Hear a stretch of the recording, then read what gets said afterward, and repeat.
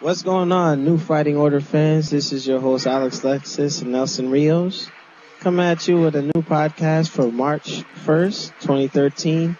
Now, today we have a bunch of the staff members together to talk about some pressing issues coming with a particular rumor. So we got Demizzle, staff member on your knees, and brother Noopsy on the ones and twos. Really? So, yeah. But check it. Since we have so many people on the podcast, we're just going to just go in a systematic order so everybody has a chance to talk. Now, before I get started, current events or some strange topics. Brother Noop had put me up on this crazy page on Facebook called what was that? Real Fights or Crazy Fights? Some shit like that? Yeah, crazy crazy Make sure y'all fights. check that out. I mean, me and Anomaly used to put these crazy intros on like the old NMO stuff. So this is the type of material we would use, just showing the straight nonsense and buffoonery at its finest. So just wanted to put that out there. But anyway. It's called Real Crazy Fights. Yeah, I mean, you know what? I'm going to start doing that again little by little, just trying to make sure we get around the copyright stuff. But, okay, now, getting on to the topic at hand. New Fighting Order fans, as you know, we are embarking on major changes to the business model of how gaming used to be. Going back to the past, like for me, starting with Nintendo, Atari, things were simpler back then. You know what I mean? You got your arcade games. They ported it to the home system. You got to play it. 1, 2, 3. You're done. As time passed, the production value of each generation went up. You saw studios being developed where it's almost as like movie theaters and things of that nature. I mean, it's gonna be partial to topics. I'm hitting these guys by surprise, but there was an article that I saw. They were talking about, and I think it was Electronic Arts that mentioned it, the cost of games will be going up in the next generation. Now, it's bad enough that we're already dealing with games being $60. So, are we gonna, with the next generation going up to $70 possibly, even $90 for some games? Could that hurt the gaming community? And is this, wow, why... It's just getting to a point where Nelson said a couple of podcasts back, people can't afford that. People cannot afford that. You know what I mean? So what is it? Gaming is going to be something only enjoyed by those who are with jobs or in the lap of luxury? I don't know. I mean, that's just getting kind of crazy. But I just wanted to give Nelson the floor first with that, and we'll work our way around Nupe, Demizzle, and On Your Knees. But Nelson, I don't know if you heard about that, and I saw the article at work today, in brief, but I'm not going to pull it up while we got all these programs up. But how could that impact, the gaming community if game prices do go up in the future? Well, as what you mentioned before, not many people in this economy today can afford gaming under less of $60 as what we're paying now. I mean, it's a struggling point to try to advance the marketing for the companies to make more money in the industry. I get that, but having a price hike like you normally would with what we have with the transportation here in New York. I remember when it was only $1. Fucking MTA, man. Only, almost $2.50, $3. And not many people can make that transition, in one swoop, unless you have a good paying job or whatever the case may be. But the company should really look at the community and their fan base of the structure that they are trying to, advance towards on and see how it's really going to impact them. Because if they do raise it to $70, I know for a fact I'm not buying this shit no more. I can guarantee you that, because I'm already paying for, my cell phone bill. That's almost $70 fucking dollars. I don't need to pay for a game that's that same exact price, especially when it's not a collector's edition. And imagine the collector's edition. That shit might be, $80, probably almost $100 now. It's definitely not a good look. Now, and to respond to that, Nelson, it's almost as if we're going to become like the rest of the world. You know what I mean? For instance, Australia. Have you heard the ridiculous prices per unit per game? down there? That's crazy. That's crazy. And I know DeMizzo knows more about this, but I mean, he's gonna have his turn. But Brother Noob, what are your thoughts on a possible price hike for the next generation of games? You know, I mean, this economy, I don't think could support that. And with all things considered, okay, yeah, if the studios have to put a lot more in, fair enough. But I mean, if you're gonna stay afloat and then you pretty much cut some people, I mean, it's just, you know, and I brought this topic for a reason because it's going to tie into the second part of this. But Brother Noob, what do you think about this? I agree with Brother Mugen Metsuki-sai. If the games go up, because I mean, first of all, with the first price hike on this console generation that we're on, it forced me to be a different type of gamer. Like, I was the type of gamer, like, if I got into a series, like, let's just say Assassin's Creed, they got like 4 or 5 games out. I used to want to go back and play all of them and really get into it. But now, I have to really pick and choose. Like, Tomb Raider's coming out, the new Naruto's coming out, Gears of War 3's coming out. Like, in the past, you know, maybe I could have got at least 2 of them, but now it's like you can only nitpick and get 1, and you're missing out on the gaming experience because of it. Because what these companies don't realize is, yeah, it's costing you more money to make these games and blah, blah, blah. You want to charge us more, but we're not making more money as people. Like, and it's like they're trying to shift the entire market to a different, you know, a different demographic, I assume. Like, I don't know what their goal is with that, but like, $70, yo, absolutely not. I'm not getting it, so. Negative at this station. Okay, DeMizzo, what are your thoughts on this topic? You know, because we're not going to spend a lot of time on this one because we know we're going to hit the Microsoft thing. But yeah, what are your thoughts on a possible price hike? I wouldn't be in support of it, but it would force me to become a gamer, like Noob said, because like right now, I pretty much am at that point where Noob is at right now, where I have to be like ultra selective in what I get. Because when games cost $50, I was like getting them left and right, like every paycheck, new game. So I was getting like between 6 and 7 games a month, you know. But now, I'll be lucky if I get like one every 2 months or one every 3 months, you know. So it's you have to prioritize about what you want to get. And if games cost $70, I'm not going to say I'm going to stop altogether, but it's going to make me be like super frugal, and it's going to make me even more reluctant to sell my game to Gamestop when I'm done with it, because I know I'm not going to get anything for it. So I'm just going to end up hanging on to it. And I'm glad that you brought that up, because initially you kick out a lot, and since GameStop has become the single conglomerate absorbing EB, absorbing FuncoLand and all that, and for some of the young gamers that don't know about FuncoLand, they were the ones that started the used game trades, and you know, just a little education for you. You know, back then when you had EB, FuncoLand, and GameStop fighting for your dollar, you got more back for each individual unit that you traded in. You know what I mean? That it was a competition, but now GameStop is the sole, you know, retailer of these games. Like you kick out $60, you'll be lucky you get 35 back. Brand new. Okay? Yeah. So, I mean, you that's get 35. Yeah, I think 35 is the max in my area. You get like $28. 28, I think. Unless Yeah, there's I think a that's I think you're getting ripped, Brother Noob, because I know up here it's like 35 or something. That's some bullshit, I never man. traded brand new games, though. Dude, the max See, that's why I got a stack of gotten... games sitting back here. I'm not trading, you know what I mean? Because what am I going to get for them? And then, you know, I mean, I had to part with 2 games just to get, you know, my hands on Rising. And there were some good games. I'm like, man, you know what? I don't think I'm going to do that again. I'm just going to hold on. Because, hey, you're paying $70, or not paying $60 in this generation. It's going to hurt more so later on. And plus, adding a political aspect to it, I am not married. I have no children. And the payroll tax is kicking my ass. big time. Me too. So that's another It's thing kicking that I'm everyone's not. ass.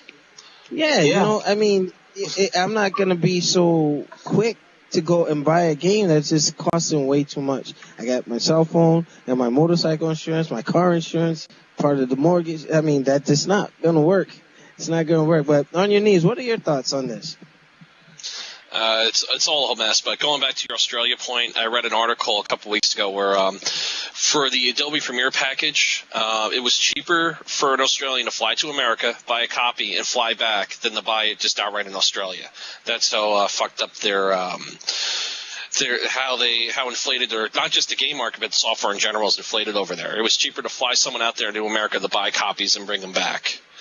But in terms of the pricing, I think it's probably going to go into another topic we're going to touch on later, where they're probably going to keep the game prices at $60 just because they don't want to have the sticker shock because games forever were $50 until just recently. I think they're going to go the route that EA wants to go, which just why I'm mentioning is probably a topic later, is the in-game purchases. The microtransactions you sent me.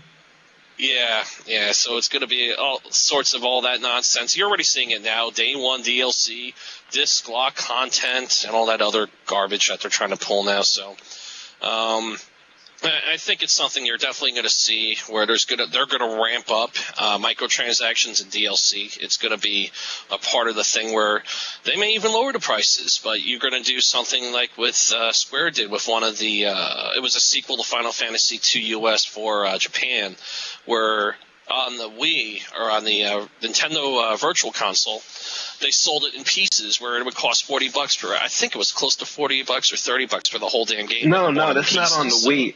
It's not on the Wii. It's on tablets that they did that, and I have that game. It was on the Wii. I got it on my brother's system. They did it. They also did it on tablets. Cross-platform though. They probably did it on the tablet and the Wii, because I know what you're talking about. Sega was going that route with the Phantasy Star free to play, but all the bells and whistles you have to pay for. Same thing like Dungeon Fighter Online. You know, that game, you can play it for free, no problem, but if you want to get all that crazy stuff for PvP, you got to pay for it, you know? Yeah, like they recently did it with Real Racing 3 too. Like the game on tablets, Real Racing 3 is free, but if you want more tracks, more cars, and all that stuff, you got to pay for it. So you got to pay to get instant repairs too. I sent you that article, Alex. Did you get that? Yeah. Yeah, so that game's a mess, but they're going to do shit like that. At least with DFO and other games, you're not paying for it, so they got to make their money somehow. But when you're paying outright for a game, it's a whole other mess. So I don't suspect they'll raise the prices, but they'll put some other controls or some other way to increase the cost of gaming in general if you actually want to get the full experience of the game. Okay. Now, this is going to open the door to the next part of the topic. Technically, it's one big topic. It's like the change within how the gaming industry is existing, the evolution of how the consumer and the retailer or the studios are going to be interacting with one another. You got part one where it's like, okay, we're going to be extra selective with the games that we get. Hell, some of us may be waiting for the bargain bin, things of that nature. But, okay, let's say these games do indeed get hiked up, right? Leaving the PlayStation 4 has nothing to do with this, but the rumor with Microsoft locking out used games, whereas it was said that you purchase the game, once you use the code, the game has no value outside of its initial purchase. Now, imagine being forced and locked down into getting games brand new with the higher price tag. Now, Microsoft, don't do it. Don't fucking do it. Because as much as I don't support Sony so much, except for the Vita, I love that Vita, but you need to fucking support that Sony. Stop being bitches and get the support for the shit. Anyway, with that, I cannot see myself being handcuffed and forced into buying this brand new, or buying games brand new every time, and then I can't let Demizzle borrow it, or I can't let Noop borrow it, or Nelson, who is closest to me. You know what I mean? I believe Right now, it's speculation. It's rumors. Now, the guy and you Sony fanboys, shut the fuck up, all right? Because they're coming out and saying, look what the this guy from Ubisoft said. Yeah, Microsoft is going to do this, and that. If you listen to what he said in that article, that's old information. So fanboys, stop being backup dancers. We don't have any conclusive evidence yet. Dag, yo. You know what I mean? Fucking get some fucking cheerleading shit and pom-poms and start fucking doing like some of these assholes in the Mugen community. Come on now. We don't have any conclusive evidence. We already got some info on the PlayStation 4. Good information, even though the presentation was kind of boring, as we all discussed before. We don't know anything about the new Xbox yet. Now, I'll be the first to tell you, if they go that route, Microsoft loses me. That's it.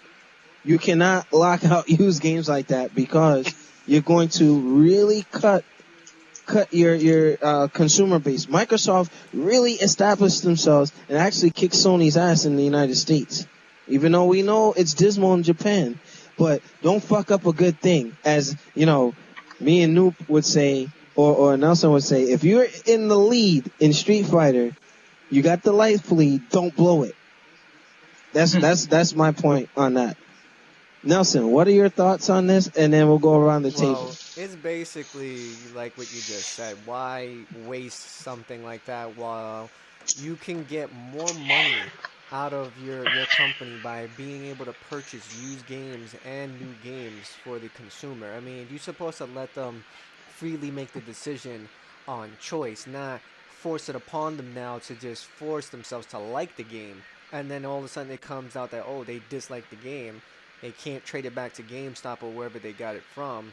And also with this whole game locking feature that might be a rumor, just like you said, I can't take it to my friend's house, or my brother or my cousin can't bring their stuff over here no more to try it out on my console so I could see it for the very first time.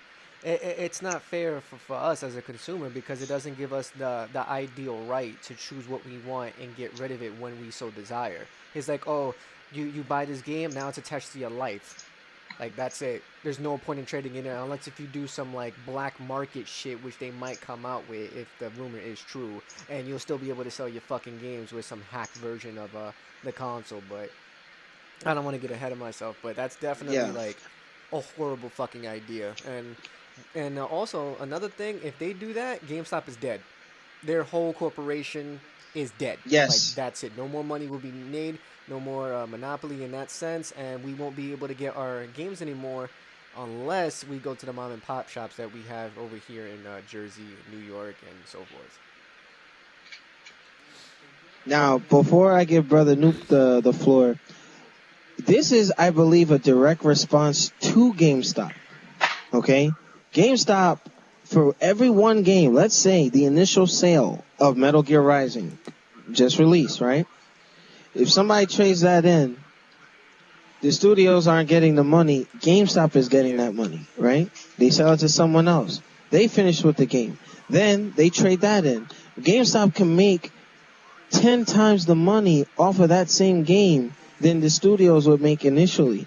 So I believe it's a response to that, to say, hey, GameStop, you're fucking it. Actually, it's GameStop who's fucking us. You know what I mean?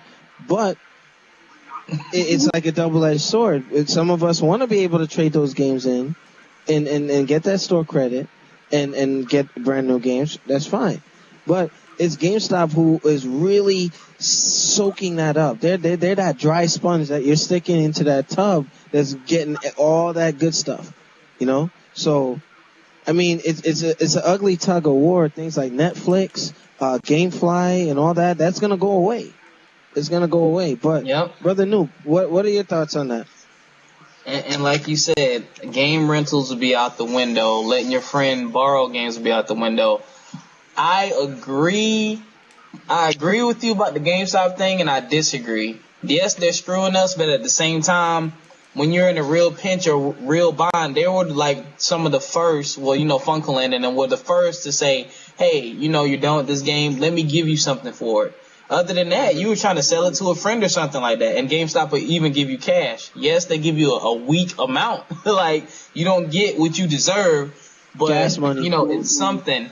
But, yeah, locking down the content and saying you can't buy used games, that is the worst idea I've ever heard. That's like, and the reason why it's so bad is because now what you're doing in a sense is you're taking the value of my money and you're basically saying this is now a worthless investment.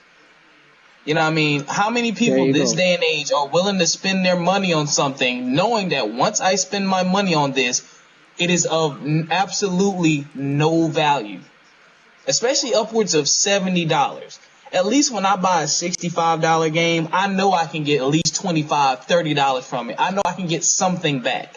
But for me to invest $70 in something and know that the only thing I'm going to get is personal enjoyment, which isn't even guaranteed because crappy games still come out, I now have something I've invested $70 in or $65 in, and I can get nothing for it. You're literally taking the value of my money and turning it into zero. That's just not a smart decision in general, and that's not something I would do. So if they did that, I'm jumping on the Sony thing. I'm going back to Sony. And you see, Microsoft right there. I might be joining Brother Noop in that if they do go that route. But now, Demenzo, before I give you the floor, something you said before we jumped on that I've been saying for the longest time. The used games thing, or, you get something, whatever you do with it, you want to trade it.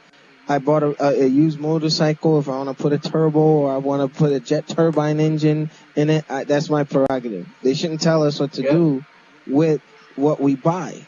Okay? Mm-hmm. It's bad enough, you got companies like Capcom who put shit on a disc that you bought telling you what you can and can't do with the content of that disc. You know what I'm saying? But you did bring up a good point, but I just wanted to give you the floor to expand a little bit on that. I mean, after the fact, you buy the game, no value thereafter. I believe it's also corporate greed. You know what I mean? Somewhere there's like, hey, how can we profit off of this? That sounds like Vince McMahon, where, how can we compete with UFC? Then that Brawl for All shit came out. Mike Barton almost got his head damn knocked off. You know what I mean? And it's just, I don't know, where does the greed stop? You know what I mean? Is it truly about the consumer, or is it about these guys lining their pockets? So, Demenzo, you got the floor. It's about money, but it's also about not being stupid. And when you look at this from a logical business standpoint, it will hurt Microsoft in so many ways, because not just what you said, stores wouldn't even carry the product because there would be no way they can profit from it, like, futurely. Like, if what they sell me, like, they can't buy back, then what's the point of selling it in the first place? Because that's GameStop's business model now. And they would flat out refuse to carry the next Microsoft system if that was the case. Because, like, I don't know if you noticed this or not, because due to that rumor, they actually been giving out surveys at GameStops to the customers if you want to see, like, would you buy the next Microsoft machine if you could only buy new games with it? And it's been a strong response. Like 80% said no, we would not buy the new Microsoft machine. So that's like GameStop campaigning in their own favor to force Microsoft's hand to not have them do this. Also, I'm surprised none of you guys brought this up, but it would see the tournament scene to Sony, because every tournament now would just be strictly Sony PlayStation 4. You wouldn't see Microsoft. You wouldn't see Microsoft systems at the tournaments because they would have to buy games for every system and bring that game to every tournament. Remember which game went to which system, and that's kind of too much of a hassle. So that would just pretty much mean every tournament that you go to would be PlayStation 4 only. And Microsoft has a huge stake in tournaments around the country. So I don't think they want to see that ground to Sony as well. So I don't see Microsoft doing this because it's not a smart move. And they didn't become the number one software company in the world by making stupid decisions like this. That's financial suicide. To me, honestly, this is the equivalent of the $599 thing, if not worse. Worse, because they can completely kill any momentum that they've built over the last few years with the 360. It would just take them right out of the video game market. It wouldn't hurt them financially to be out of the video game market, but it's obviously a venue they've chosen to be in and invest significant money into. So this isn't a step that I could see them taking. I just chalk it up to a bunch of rumors and speculation. Okay. Now, before I give On Your Knees the floor, Shinwar and I were discussing, okay, there's no conclusive evidence right now, right? And negative publicity is good publicity. Why? Because it's generating buzz. People are paying attention. People want to know if this is going to actually go down or not. Okay? So, I mean, I think Microsoft might have let that float around so that they can soak up all this. Like, I'm going to be watching. If they got me. I know that I'm going to be like, I want to see if they're going to make a boneheaded decision like how, you know, they're doing the Rock Cena Part 2 type thing where they don't really need to do that, but it's for business to promote WWE and then the Rock's movies and all that. Fine. People don't want to see that, you know what I mean? But I guess they know how to generate and pull attention. So that's one thing. And then just overall, it's like, man, if they do this, that can be an ugly shift. You know, you might see people going to Wii U and all that. You know what I mean?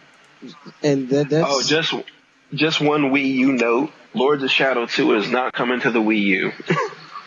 Really? Oh, you know what? That's for another podcast. So please keep that in mind. Wow, that's a big blow. But On Your Knees, what are your thoughts about the locking out, possible lockout of used games? Corporations have no real moral compass. If they think it can make more money by doing it, they will do it. They really don't give two shits what the popular opinion is, as long as enough people will still buy their consoles, and they can. And in their screwed up heads, they make the same mistake that people make when they try to argue against piracy. They assume one downloaded item, it counts for one lost sale, which isn't the case. One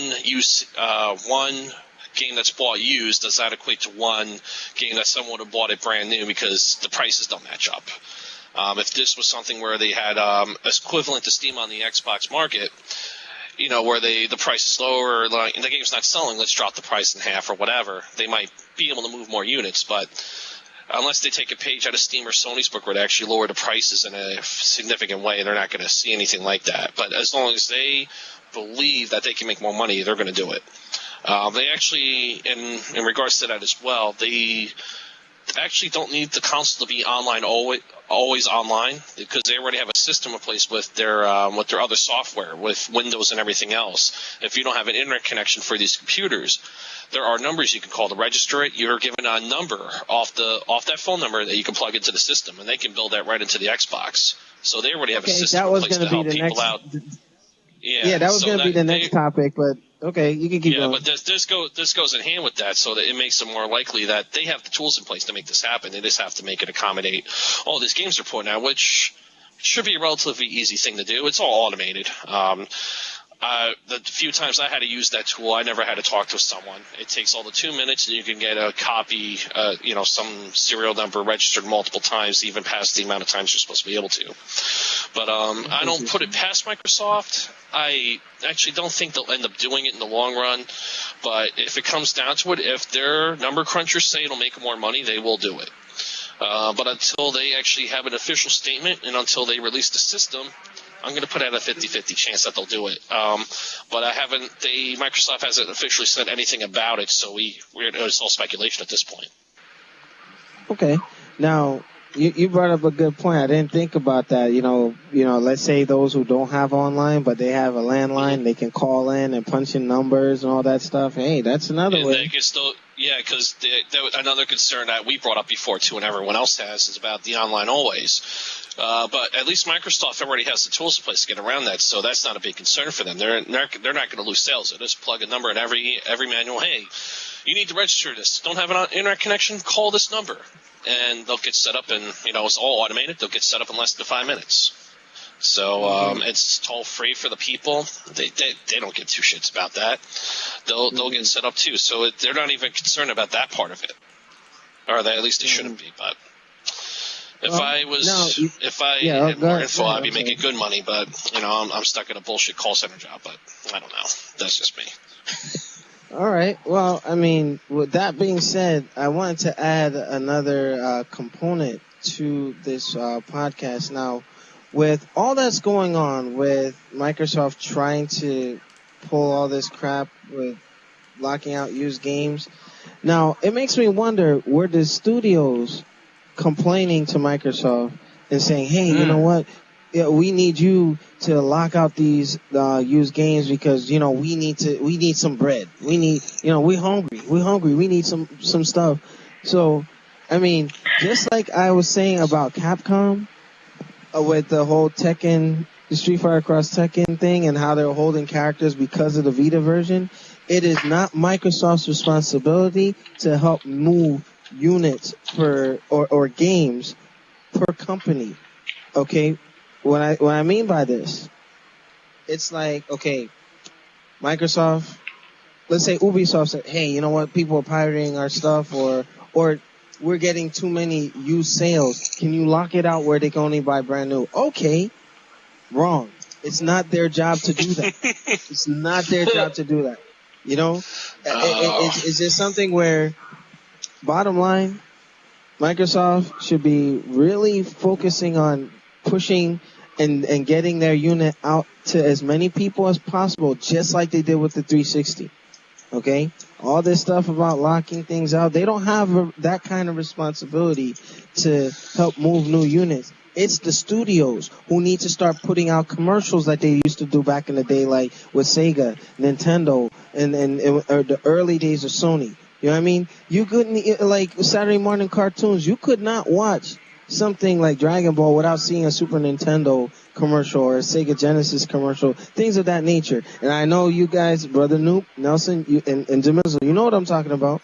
There was a time where the advertisement would help push the games. And now they're saying, hey, we have to put money into ads. Come on now. You got YouTube, you got, it's Ubisoft, it's freaking Capcom, it's Namco, it's the studio's responsibility, because you have the marketing people who should be handling that and say, hey, you know what? We got to advertise. We have to get on our grind. We got, just like those guys, those rappers who sit and sell mixtapes out of the trunk of their cars. It's their responsibility, not TDK or Sony or whoever provides the media for them to burn their music on the disc. So that's just my thing. Brother Nelson, then Noop, what do you think? Do you think the studios have something to do with Microsoft's decision to possibly lock out the games? In a sense, yes and no. Is because of probably the company also feels like they're getting cheated out of their money too. With everyone now, like, I don't want to really bring this up, but like piracy is a big issue now, and they're trying to like condense that to the smallest way possible. But the thing is, they can only do that to a certain region of gamers. They can't really do anything out of state. Anything out of state, that'll have to be within their jurisdiction from, that side of the land to actually take care of the piracy and, like, condense it down. But as, like, United States as, like, a whole, they can't really do anything about it. So what they're doing is this whole, this dislocked content. And I think the company is advising Microsoft to be like, hey, do this, you'll get a better cut, such and such, blah, blah, blah, blah, and it will make better for both of us in the long run. I think that's just how I see it, though. Even though it might not be true, but I think the company does have a role with Microsoft trying to get something out of it as well. The studios, per se. Okay, now for time's sake, I was going to give Brother Noop the floor on this thing, but one final thing. For the U.S. soldiers that don't always have internet connection overseas deployed, that whole the scare with requiring internet connection, you're gonna fuck over U.S. soldiers who are playing Call of Duty out there. Me being one of them, if I have to go away again, that would really suck. So I can go to the PX and not be able to play a game because of the online stuff. And I believe that was a direct response to that whole Gears of War Judgment thing that was leaked 1 month before a release date. You know what I mean? So some of the hackers or the pirators, they got to be a little careful. If you're gonna do it, I can't say not to, but you see, you're forcing Microsoft's hand a little bit too.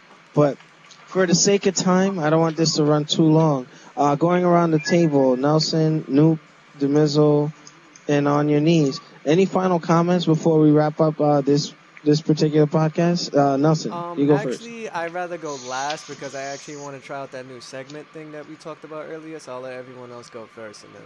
Oh, yeah. Okay. I got you. All right, Brother Noop, any final comments on possible price hikes and, the whole rumor with the Microsoft console?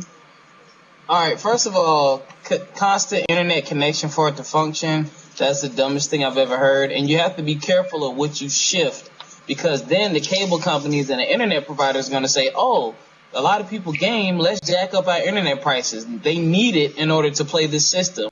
You're going to start playing on people's finances a little too much. And if you shake things up too bad, you could, wind up losing a lot of fans, a lot of money, and getting into another type of issue. And about the exclusive, not being able to play used games, if you're going to do that, at least be fair. Give us better deals more often. Give us better discounts. Yes, you hate the evil power of GameStop, but GameStop gives you coupons. They give you power-up points where you can buy coupons, buy 2, get 1 free. At least they give us a chance to say, hey, spend your money here, and you'll feel like you're getting more of your money's worth with them, because at least they cut you a deal more often. So to the game studios who are saying, oh, they're not buying our stuff, hook us up every once in a while. Every couple of months, give us a buy 2, get 1 free. Give us a buy 1, get 1 free. Give us a 50% off sale, something. You know what I mean? Because you can't ask us for more money, but you're not giving us anything more. That's all I got to say about that. Thank you. Good exclamation point on that, Brother Noob. All right, Demizzle, any final words on this particular topic? My thought is just like if they're gonna do always on connection, at least give us a service like Steam, because Steam is the most popular PC medium, because that's where the future of gaming is going to all digital content. So if you're going to do that, at least go the Steam route, and people won't feel cheated or like played. They won't feel stupid for spending their money, because Steam gives you worthwhile stuff. Like, Steam delivers more content for the money. So if you're going to go always online, at least go that route, because Valve is talking about making their own box. So just head them off at the pass. Be like, hey, Valve, you want to partner with us and bring this service to our box? And then you'll have a platform to where both of us can make money. I wouldn't mind doing that. I wouldn't mind paying for a Steam box if it was always online. If it had to be always online, that's the route I would want to go. That's the preferable route. You know what, Demizzle, excellent. I didn't think of that, and we know that Valve was trying to go that route, but, always good points there. But I don't mean to cut you off. I want to give On Your Knees some time, because I don't want to go over the hour limit that I'm trying to keep it. But On Your Knees, what are your thoughts on this whole podcast? The whole thing's a mess. You got people jealous of other people's success. You were mentioning Ubisoft and Gears of War. I'm thinking about that article I sent you earlier today with the guy from Gears of War who has a hard-on for EA's success, was mad at people for being mad at EA with their microtransaction nonsense. But, the whole thing, it's a mess from top to bottom. I don't think Microsoft will do it in the end, but I wouldn't put them past it. And it's too early to tell what the hell they're going to do. I mean, just keep your options open. The console's supposed to be out, I think, later this year. And until Microsoft actually says anything, I think the later they long to say anything is definitely a bad sign that some nasty shit's coming up or major changes are coming up. So the longer they wait to tell us, the more likely it is they're actually going to roll out this nonsense that they're trying to pull. Or at least that we think they're going to pull. That would be catastrophic for them. And then you see us going back into the Sony camp, you know? Yeah, or they'll just get out of the consoles altogether and just go to Steam like I'm mostly doing right now. Console games are expensive, and there's not too many things that I want to pick up right now. So, I mean, I'm just sticking with Steam. I can get discounted games. I bought, Elder Scrolls 4. I'm already 40 hours into it. I paid $25 for all the expansions, and I can get at least 100 hours out of that game if I really wanted to.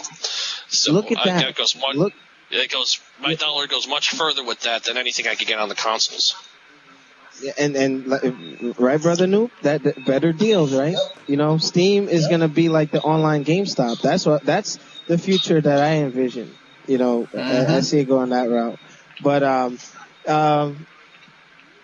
Mugen, any final words before we sign off? Basically, to agree with everyone else, is just if you're gonna go with a better deal, then by all means, just listen out to the people who's actually buying your consoles, the consumer, to actually see like where you can take this route more carefully. Because right now, the only console, despite the fact I don't play it, the only console who's actually giving you the offer of you're getting your full money's worth is PlayStation. Because they have the PlayStation Plus, which every month you get a free game from their network, despite of what it is. Whether if it's an arcade game, a full retail game, whatever. You get a free game every single month. Microsoft doesn't give you that option. They only give you random price cuts when they feel like it. It's very rare. It's very rare. Not something They actually, I think they did a sale this week, though. They did some type of massive sale this week. They're actually trying to get their act together. 60 and 70% off. It's only, most games, like $5 for some games. It's temporary, though. It's not like... It's just limited games, though. It's not temporary with the whole $4.99 and the $19.99 stuff. They're doing that for a special reason, but I wouldn't really know. But lastly, I would like to input, because I've been getting this name called for some reason now, that they're calling me like the human game shark. I don't know where the fuck that came from, but... I put that out. You're cheating, man. That's what that's all about. You're cheating. This is... I'm gonna use this name now to actually bring you at least like a tip of every end of the podcast. So what I'm going to do, I'm going to tell you one little thing for Metal Gear Solid Rising, the new game that just came out. If you having a hard time with, let's say, any of the bosses in the game, from hard to revenge mode, within any of those 3 difficulties, learn how to slash and also dodge cancel, which is basically either hitting square and X at the same time, in either left, down, or right, or just hit it with the X and A button on the 360. That's my best advice to you to not get touched and go on with your life in that game and not get frustrated like me. So yeah. Outstanding. And to add to that, use the strafing and then the evade. If you're gonna unlock anything for Raiden, unlock that first. Use that; it'll leave you like temporarily invincible. You know, I mean, especially dealing with the hammer guys. So use the tip from the human game shark, and you know, with that, we're gonna conclude this podcast. We may be coming back for another few topics. Mixing around the staff members, but thank you for checking out the New Fighting Order podcast. Thank to our staff for giving us like 45 minutes of their time. Please leave comments below, subscribe to the show, follow us on Twitch. Please hit us up on that Twitch. If we get that partnership, Nelson can do some great things with providing this broadcast. So any question, comments, or concerns, leave them below. Shout out to Steph to Death. Brother Noble, love you, bro. Keep watching the show. And that's all I got for you. Nelson, you got anything before we log off? All right, so we'll see you next time on the podcast show.